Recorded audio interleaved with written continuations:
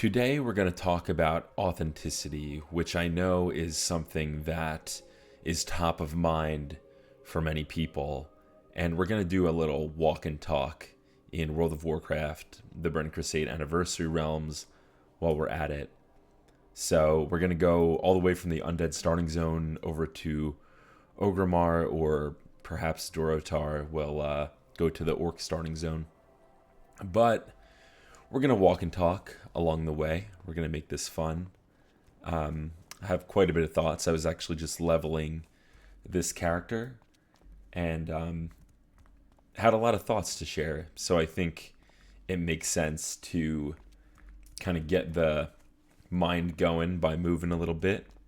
Even if it's in a video game, it helps to kind of look at this and, environments that I've traversed many times and think about something that, man, there's just a lot to talk about. You hear a lot about the new age of authenticity that's on the horizon. It's not exactly a novel concept.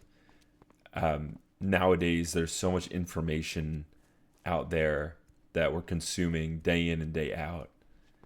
And we really don't give ourselves time or space to think or relax. It's always go, go, go, and just consuming the next thing, whether it's another video game or another TV, a new movie, just endless scrolling content. We're always looking at screens while we're working. The only thing that brings us any solace is typically another screen. So we're looking at screens day in and day out, and we're sort of losing the integrity of our own thoughts. It's like by the end of the day, you're just kind of sitting there and you're burnt out from looking at these screens all day to begin with.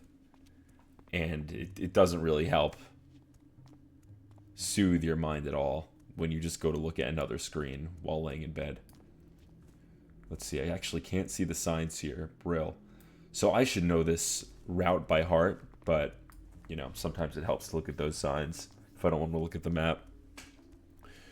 Anyway, it's really tough nowadays to get anything done without thinking that you should be doing something else or even enjoying yourselves while you're just trying to relax, right? While playing a video game or, watching a show or anything like that, you feel like you should be doing something else, like creating content. Actually, the reason why I figured to make this video.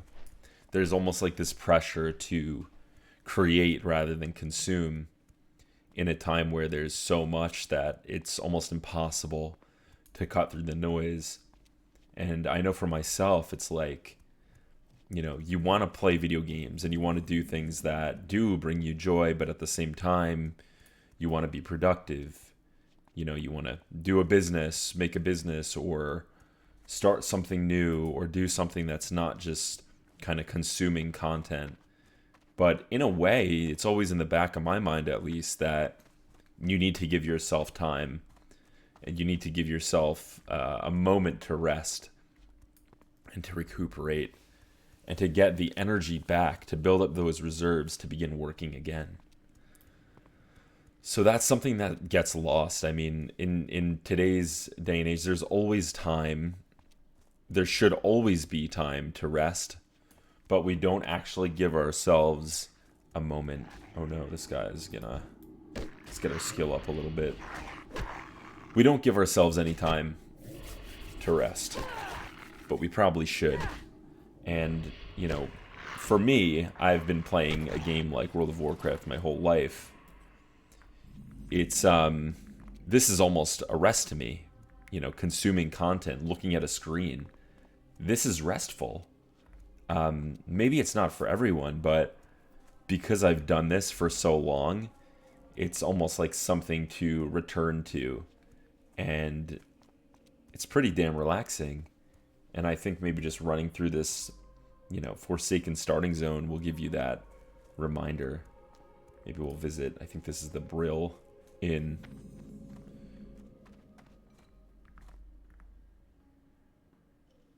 It's a classic place. But you want to give yourself those little reminders that, hey, sometimes it's okay to consume content if you're able to rest and relax while doing it. There's a captured dwarf down here. It's always a very interesting tidbit. But going back to the topic, because I'm digressing quite a bit on why I think the next sort of destination that we're going to see everywhere is this authentic way of being that you are going to see more and more as AI and technology increases, as advertisements are everywhere, sort of like a Philip K. Dick book, and life is just this one big, information. Everywhere you look is just another source of information, a data point. I believe that over time we're going to get to this point where we seek not only content, but information in the world that comes from us. This is going to Booty Bay, I believe. Time is money, friend. Yeah, this goes to Stranglethorn.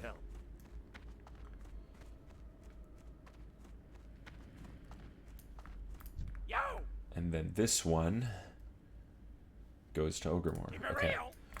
So, as I was saying, it's very intriguing to think that the next stop for people in this Western world, at least, is going to be information that cuts through and things that are actually coming from us rather than something that we're consuming. Because we're consuming so much data and information day to day that we're kind of going to get sick of it and want to create more and more.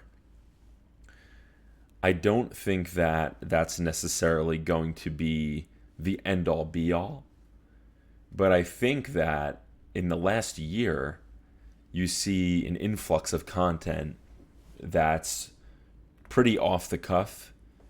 People just talking about their lives and their thoughts, and it's quite relatable for people that are kind of feeling the weight of the world and feeling tired from seeing the same thing over and over and over again in different forms and scrolling and not really getting anything out of the experience.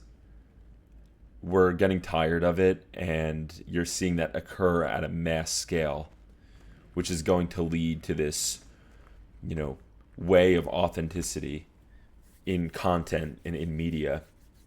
That's going to be almost the force that's repelling the technology and the AI and the overinflux of information and things that are not as useful as we thought that they would be. In the past that we thought that having access to things like ChatGPT or Claude would not even be a possibility.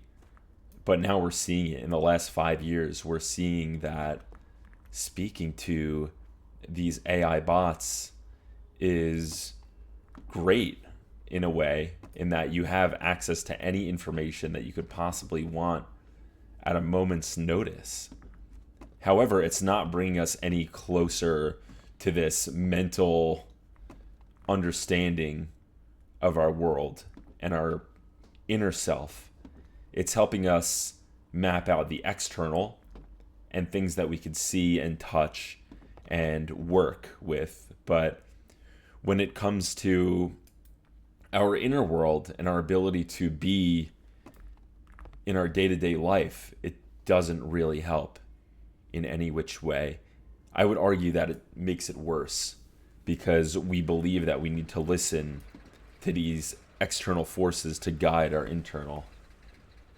And that is a very, very difficult thing to achieve.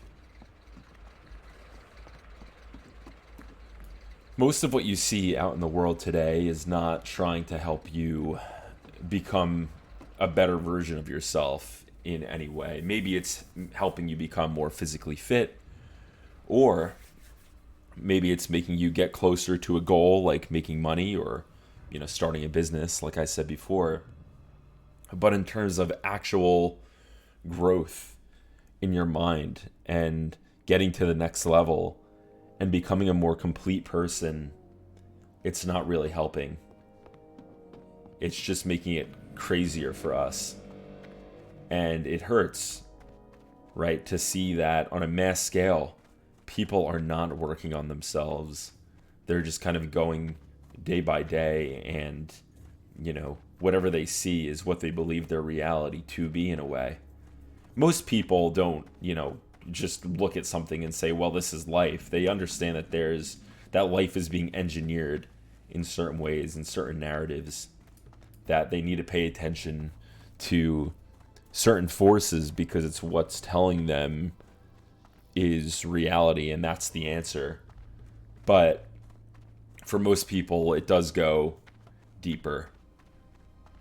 I feel that they see that there is this undercurrent that is getting closer and closer to the surface. And if all goes well, I do believe that that would result in us using these technological resources, maybe even AI, to help enhance our inner lives and inner worlds, which then is roundabout back to authenticity and people being able to express their inner self and their inner world without fear of what the external world is or is impeding on. People feel like the external world is, there to kind of guide them along and help them get to the next level. But in many ways, it's often the internal versus the external, and about combining those things. And that's where I believe authenticity's sweet spot hits. And I think that media and technology can help bring that to the next level. If all goes well, like I said before. It's amazing to see when I get to Orgrimm, just the amount of people here just kind of hanging out on a Saturday or a Friday afternoon. It's pretty amazing that a lot of these people are just kind of enjoying themselves playing a game that's around 15 years old at this point. Actually, way longer, because 15 years would be like, wow. Yeah, it would be 2007 where I believe this game came out. So 20 years. I think they did have like a 20-year anniversary, but time does go fast. And you could see even from the creation of this game, which is so many years old at this point, people are still finding joy out of it and having their authentic experience. And even me, taking that nice kind of peaceful walk from Tirisfal over to Dorotar is pretty amazing. I think I'm going to move down to the orc starting zone and maybe see what I could do. Actually, I think I'm undead. I don't think I could do much in the way of that because my reputation isn't high enough. Let's see, neutral. I think it needs to be friendly, which, interestingly enough, a little tidbit here. In the Burning Crusade, the Forsaken start friendly with Silvermoon, so I'd actually be able to go quest in the Blood Elf starting area, so maybe I'll do that.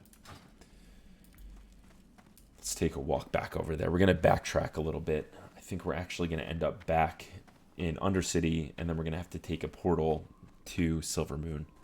But it's all about kind of going along with it. So you see a lot of people. That kind of brings me to my next point with authenticity, is people's lack of understanding of what that actually means and why. And people's sort of lack of understanding their selves and their inner spaces and not being able to map it out in any sort of way. I believe that that's what this authenticity era is going to bring with it, the tools and the enablement to help people get to become closer with themselves so that they understand they're not being led by these external things like video games or, television or scrolling through TikTok. People are getting sick of it. They truly are. I think that it's even more common to see people hating on social media and things like that than actually enjoying it and seeing it for all it's worth. Because don't get me wrong, I do think that there's a lot of worth in social media, the ability to connect all of us.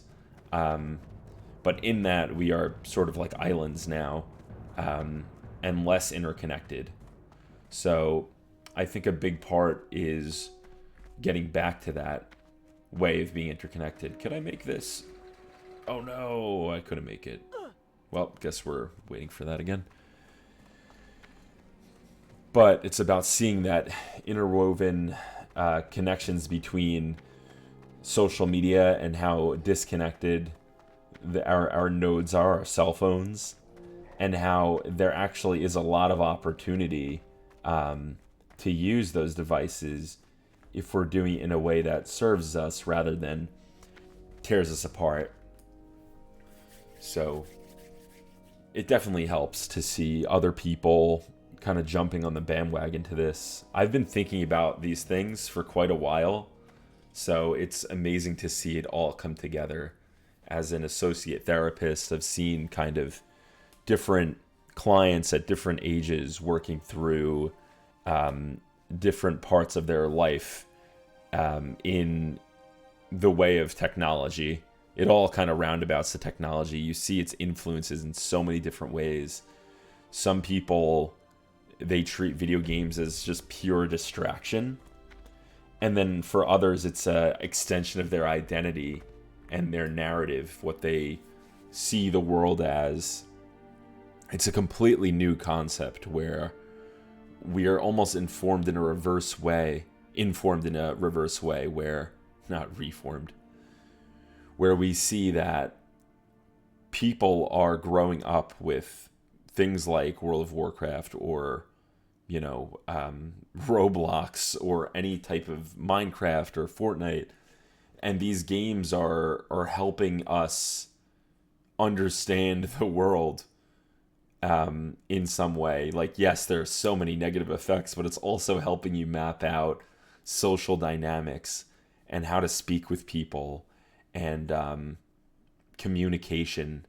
And there's a good and a bad side to that where, if you believe that to actually be the way things are, it could really run you down as a person who's growing up, and it could really hold you back from being able to get to the next point in your life. But if you see it for its connectivity and its interwovenness with everything in life, it'll help you become a better social person or somebody who can navigate this world with more clarity, because you're kind of seeing the connectivity between, hey, like you see the community in World of Warcraft, and then you could see the community in your, wow, that guy took some fall damage, and then you could see the community in your day-to-day life. And a lot of people, they don't really have a strong sense of community, at least not in the way that it used to be when the world was more, smaller. Like people would go to the same grocery store every day and they would see the same people and they would know all their names for the most part. You don't really have that nowadays.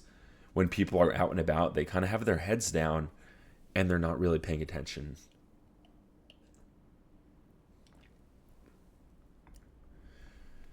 But with video games, especially MMOs and things like that, you could often see that things are more connected than they seem in video game communities and then in the real world. And the only reason really why you see these people on the Zeppelin right now and people over here is because this is just a forum to express their individuality in a big open world. And yeah, there's the technical aspects of it and the fun things about min-maxing and becoming a raider or a great PvP or whatever it is you put your heart to. But behind it all, there is this sense of expression and identity that they get to play out through this video game that they might not get in their day-to-day lives. So you could really see that connectivity between the game and the life of a person. It's very fascinating to see. And I do think that it's less about, seeing these things and really just experiencing them. Like, I don't think that you need to listen to me rant, really, to understand that these are things that are inherent in our lives. Like, all these people, some of them might know what I'm talking about here, but others might not, and that's okay. I don't think that that's a problem. I do think that the awareness of these things and these structures help for people who are overthinkers, such as myself, right? And you try to map out everything in your life for the most part. Video games, it's something that I've tried to understand why I enjoy them for so long. So much of this and the era of authenticity that I'm speaking about come from me understanding my relationship to gaming in a huge way. But then there's other things like my relationship to music and other domains that, or even like sports or, working out, things that I've come to enjoy that I didn't previously. And you find community and things of that nature that you wouldn't necessarily believe yourself to have experienced if you were just thinking about it without having experienced it. So there is certainly a lot of value to being open to concepts and new ideas, or trying out new things to hopefully find what could actually allow you to have a new sense of expression in your day-to-day life. Coming here to Silvermoon, you really get to see just how different in terms of vibe and aesthetic this Blood Elf area is to the undead zone. And I find it interesting that they the portal to get here is from Undercity, but I guess it's because the Blood Elves and the Forsaken are related in some way in terms of their lore in the game. But again, I digress. I think that authenticity is something that is extremely it's going to grow. You should invest in it now because it's only going to go up.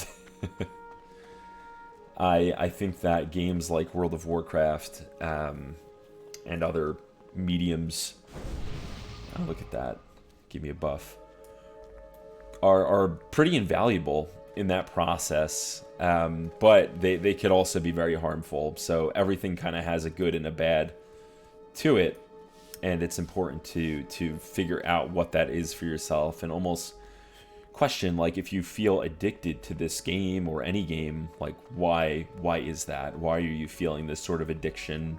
And what's working for you in the game and what's not working for you. Sometimes cold turkey quitting is not always the answer, but sometimes it might be. Curious that there's a druid trainer here. I would have never thought that. You wish to speak? Very interesting. We shall meet again. But that's one of the reasons why I actually started up this channel, Almost Deep, was to express some of these thoughts that have been deep-seated and pretty lodged within me that I need a means to express. It helps me find my connection to things and technology, and like why I've taken such a liking to it over time. Look at that. We got the band up there. I forget about that. The Tauren Chieftains. Very cool.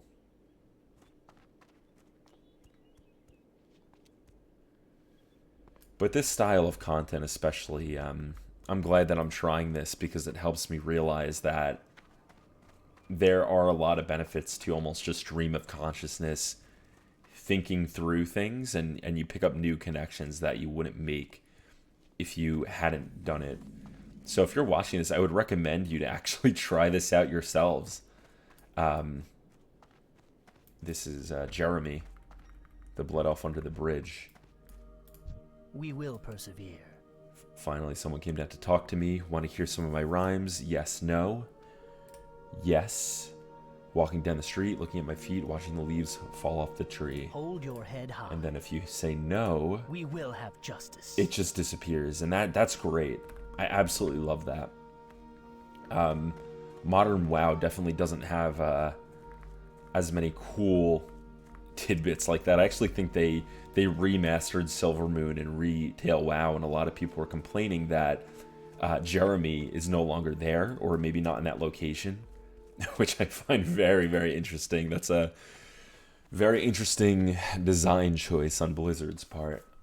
But getting back to kind of why I find it really important to do this, and I'd recommend to any of you, it's really an experience to give yourself space in something that you enjoy, to think about and mull over some real life considerations, and you might find yourself growing from it, or changing your habits, or realizing that, sometimes it's okay to sit back and relax and not, stress yourself out about what you're going to have to do for money or create anxiety.